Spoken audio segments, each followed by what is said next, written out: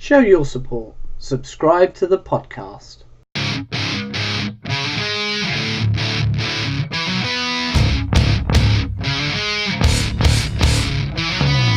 Hello, I am that British guy and welcome to NXT Talk. Now, I'm going to keep this recording quite short. I've recently kind of done my voice in a bit, a mixture of illness, lack of sleep and performing in a musical, and through various sort of issues with the music having to kind of strain my voice. So I am technically supposed to be on voice rest, so shouldn't really be recording this, but obviously wanted to get something uploaded this week, so I will be keeping it relatively short. Really focusing in on sort of the future of the Undisputed Era, and the build-up of Aleister Black potentially going towards Tommaso Ciampa and that sort of route, and also kind of a little bit concentrating on the kind of fringes of the women's division, mainly looking at the likes of Vanessa Bourne and Candice LeRae for the minute, because they were the sort of main people that were focused upon in this week's episode.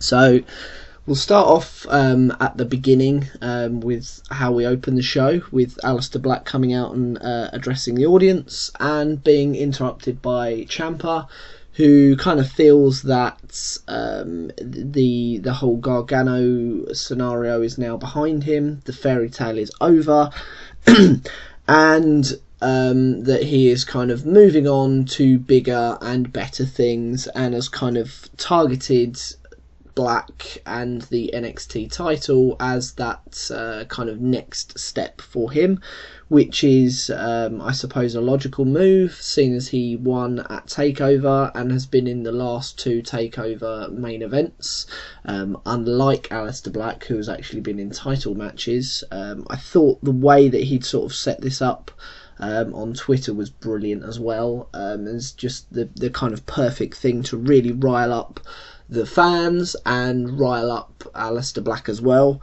What was quite nice as well is later Gargano was interviewed and said that he was going to talk to William Regal about getting his hands back on Ciampa, and we were told that instead William Regal has basically said, look, enough is enough, you guys have kind of tore each other apart, we're not kind of going down this route of you two facing each other until Doomsday.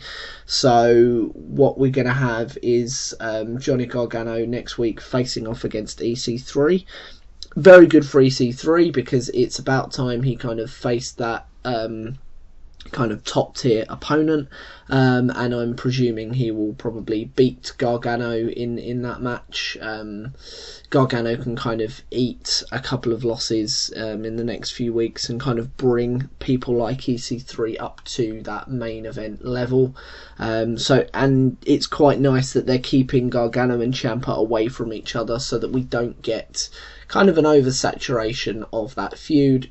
Chances are they will bring them back together either just before Brooklyn or possibly the takeover after that, if Ciampa does indeed get his wish and get his title match, which I think will be quite a nice extra kind of ruffle in another layer in this story, particularly if Gargano is kind of on the fringes, not necessarily interfering in the match, but kind of acting as a slight distraction in order for Ciampa to kind of lose focus and Black to lay him out, essentially.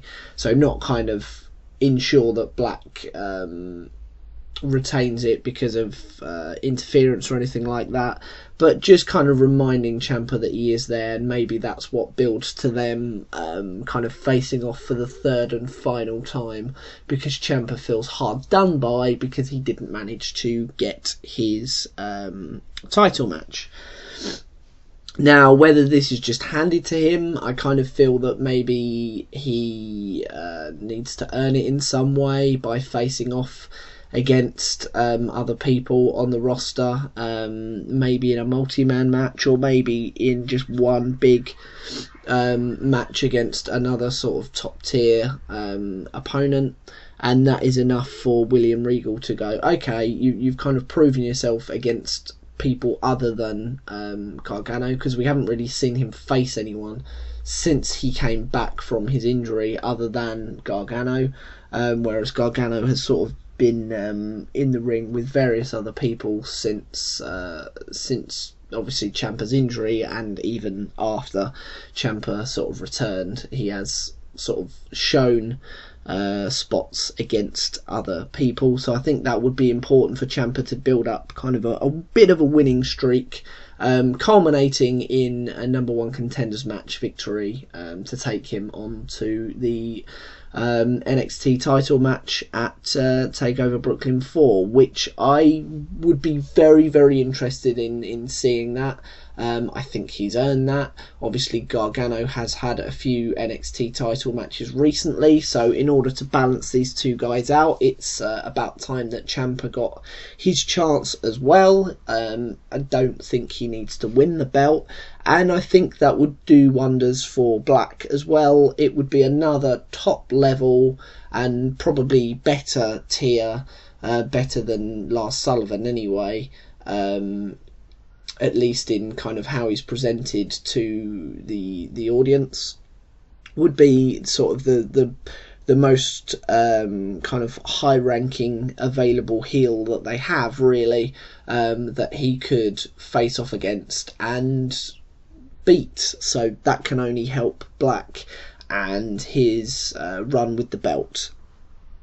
And in terms of EC3, whether this victory over Gargano puts him into an NXT title opportunity, maybe before Brooklyn 4, or maybe he goes into some kind of multi-man match with Ciampa, and providing, I suppose, EC3 doesn't necessarily take the pin in that, then it keeps him relatively strong. He could maybe go into a feud with whoever takes the fall in that match, whoever that would be, and it just gives him something else to do, with someone of a high enough caliber,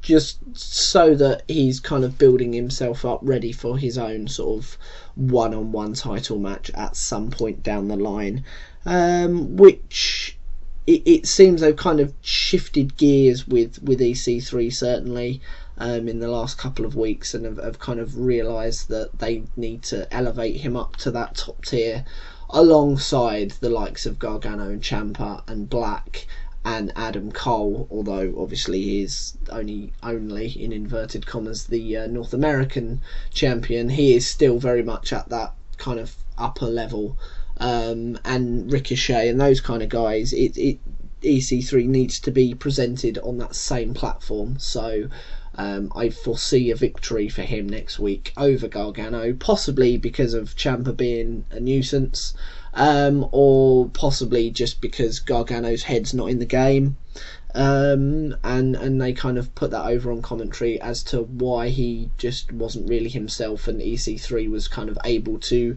capitalise on that and put Gargano away.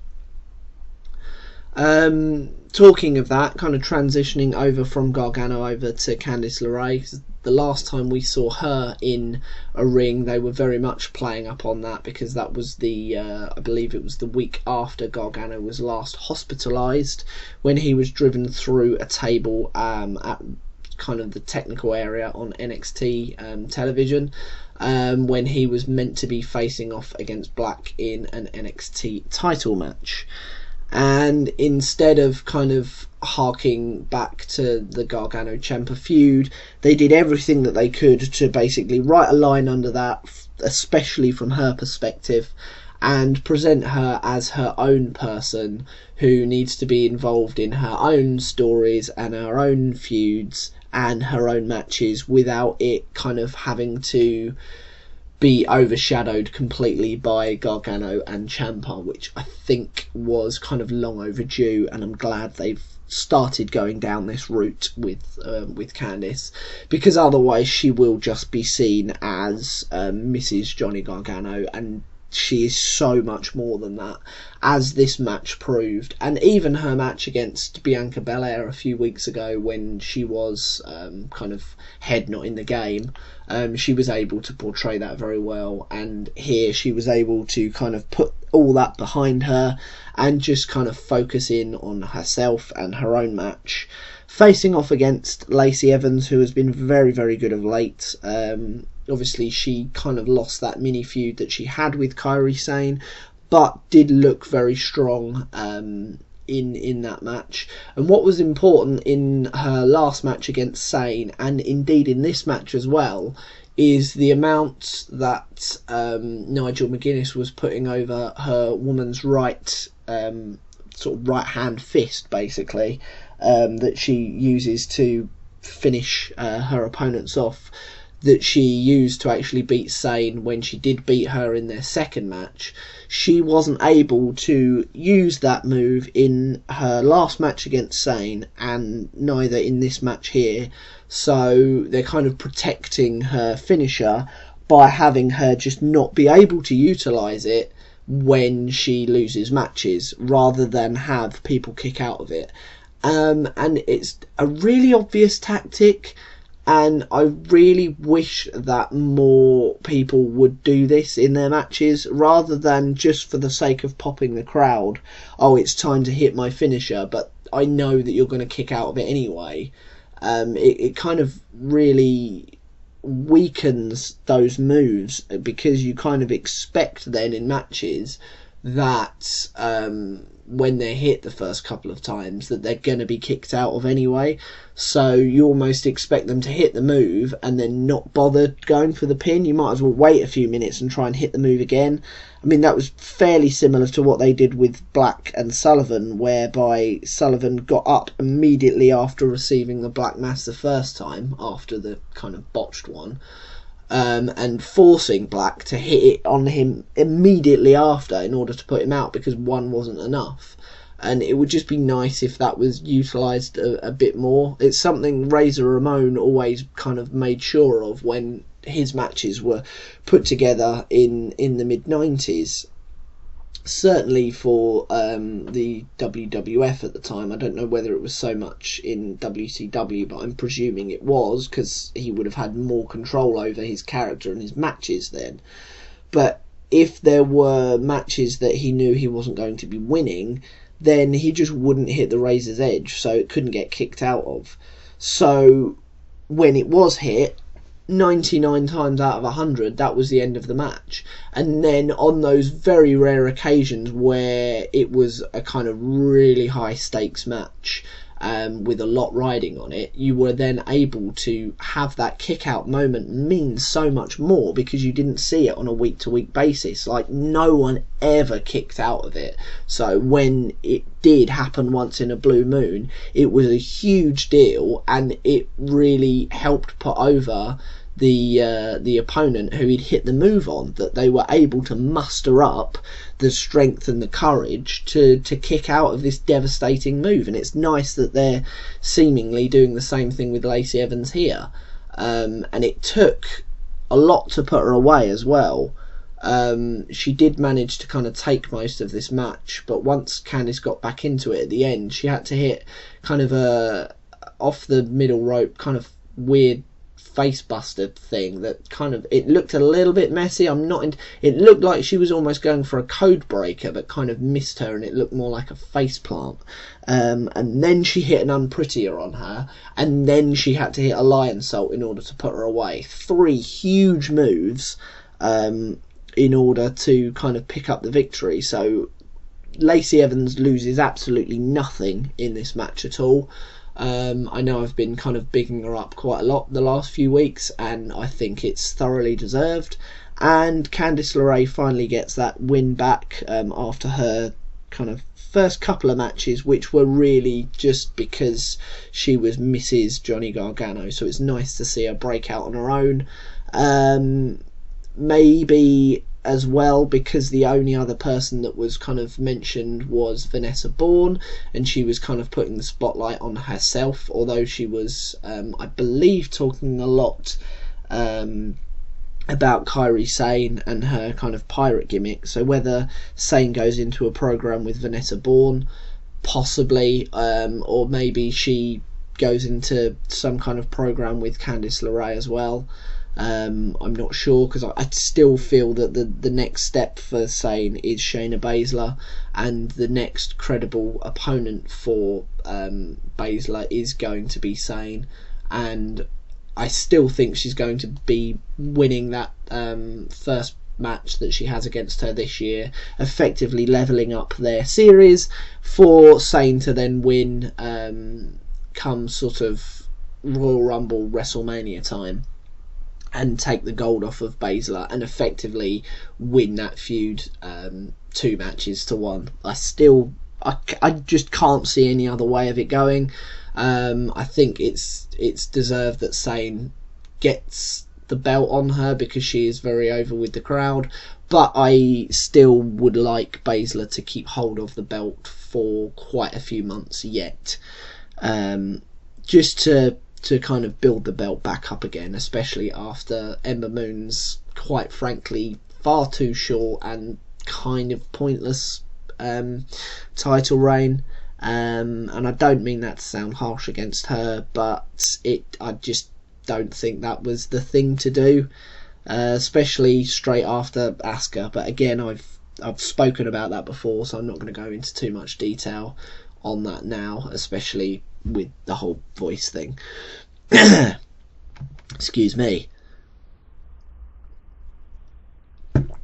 And finally, kind of looking at Moustache Mountain and British Strong Style especially, and the Undisputed Era.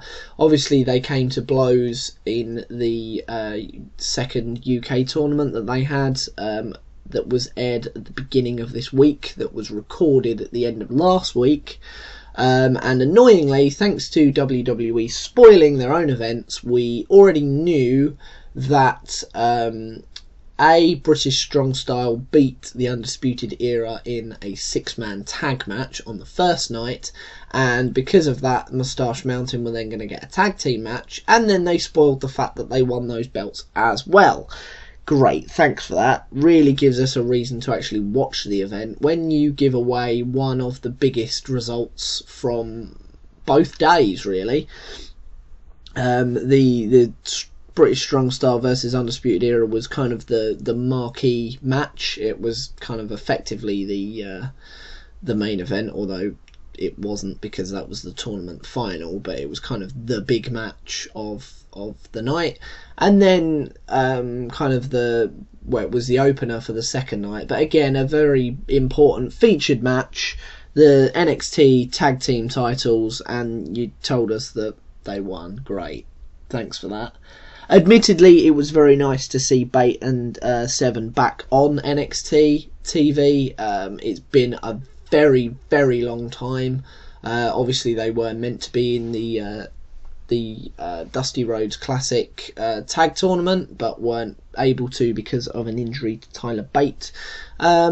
So whether they were meant to win that and then win the belts possibly, or maybe lose the belts there and this kind of be the return match anyway, because they knew they were going to the Royal Albert Hall, I'm not sure. But it was nice to see them get the victory there. And here, instead of facing off against just some random guys, they were jumped by Undisputed Era, and Ricochet comes into the fold. And it would seem that because of this match, we are potentially going to get a Ricochet versus Adam Cole series.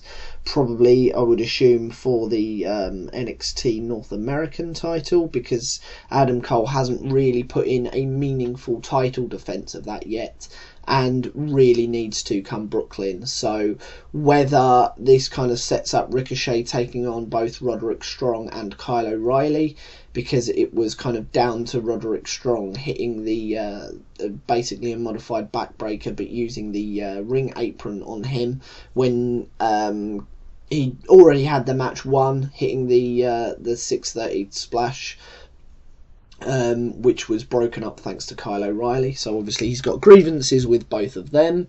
He's got grievances with Adam Cole for kind of stealing the victory from him. He is obviously the leader of Undisputed Era as well.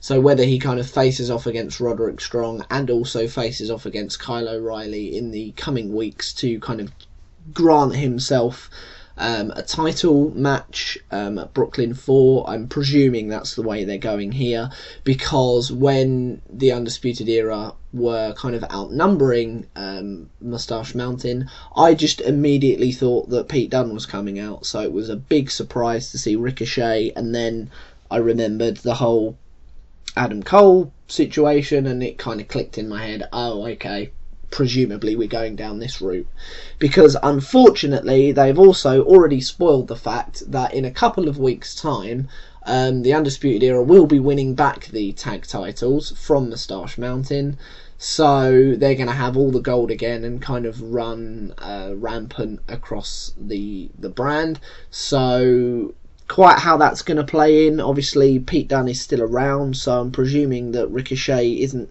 they're not going to kind of form a 4-man alliance thing, but whether this kind of sets up another match between Moustache Mountain and the Undisputed Era for Brooklyn 4, I'm not entirely sure. I kind of feel like it may do, which would, I suppose, be Moustache Mountain's rematch, or whether they kind of have that rematch the week after on NXT TV and they just lose it. But I still, all I can see is War Raiders really ahead for the belts, and then just completely dominating the tag team division and probably beating the Ascension's record of 280 days, I believe it is, or there or thereabouts. But no, certainly the shining light from this was Ricochet potentially going up against Adam Cole. I think that will be a very, very good series of matches, because I definitely don't think it should be a one and done thing, and possibly ending with Ricochet sort of taking the belt off of Adam Cole, and then what does that do for elevating that belt? You put it straight on Adam Cole, and the first person that manages to defeat him is a guy like Ricochet. Two huge names to kind of start off this new belt with, gives it all the prestige in the world, possibly then frees Adam Cole up to maybe even win the NXT title, because let's face it, the North American belt needs him a lot more than he needs that belt. He was basically put there to get this belt over and show its significance and importance, rather than the other way round. We already know what a big deal he is, and what a big deal kind of Triple H and everyone working on NXT sees him as, and it would not shock me if he is either Universal or WWE champion within the next, say, 3 years. And I know I've said it before, but Kyle O'Reilly for Intercontinental Champion as well. He's got Intercontinental Champion written all over him. Just his different style, his technicality, his selling, his kind of facial expressions and everything. Yeah, potentially even going into kind of WWE title matches against Adam Cole when they inevitably do turn on each other, as friends always seem to in the wrestling game. So yeah, that's kind of my outlook on the sort of immediate future of NXT. Obviously, next week we've got that match between Gargano and EC3, which will be very, very nice indeed. Hopefully, we kind of see where things are going within the women's division, whether that means kind of Baszler kind of picking on somebody else, and going down some kind of avenue for a title match there. Who knows? But yes, hopefully as well we do get Adam Cole versus Ricochet, and we do get Aleister Black versus Tommaso Ciampa come Brooklyn 4. I have a feeling we will, and I'm very much looking forward to seeing how that comes about. Just another quick thing before I sign off. I will be kind of restructuring things ever so slightly on my main YouTube channel, so if you do subscribe to that or have been kind of watching things recently, please stay tuned. I will have a video posted on Monday just explaining the slight changes in terms of structure, but NXT Talk itself will be moving from Fridays to Thursdays as of next week, so this is my final one on a Friday. Apologies again to anybody who kind of had to wait that extra day for my review of the Takeover show. Again, kind of massive technical issues with the upload, and then being in the show meant that I couldn't sort anything out that evening, so kind of had to delay it till the day after.